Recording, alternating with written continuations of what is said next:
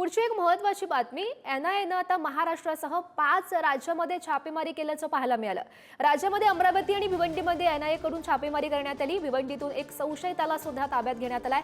दहशतवादी संघटनांशी संपर्कात असल्याच्या संशयातून 45 वर्षीय कामरान अन्सारी याला आता ताब्यात घेतलाय। संभाजीनगरच्या बीड बायपास भागातून एका 22 वर्षीय तरुणाला एनआयएच्या पथकानं ताब्यात घेतल्याची माहिती मिळते। दहशतवादी संघटनांशी संबंध असल्याच्या संशयातून 5 राज्यातील 19 ठिकाणी हे छापेमारी करण्यात आली।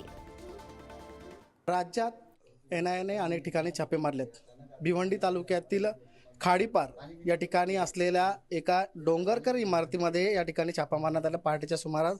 यामध्ये या ठिकाणी असलेला रहिवासी कामरान अन्सारी याला एनआयएने ताब्यात घेतला आहे। त्यांच्याकडून कुठल्या दहशतवादी किंवा इतर कुठल्या संघटनेचा समावेश असल्याचाही सुद्धा संशय व्यक्त केला जातो। त्याचप्रकारे कामरान अन्सारी हा कुठल्या दहशतवादी संघटना असतील किंवा इतर संघटनांकडून प्रशिक्षण घेत होता किंवा इतर कुठली संघटना चालवत होता का, याबाबत एनआयएने चौकशी करण्यासाठी त्याला ताब्यात घेतलं। याच पुढे पडघा या ठिकाणी सुद्धा इसिस प्रकरण घडलं होतं। त्यामध्ये 6 जणांना एनआयएने ताब्यात घेतलं होतं।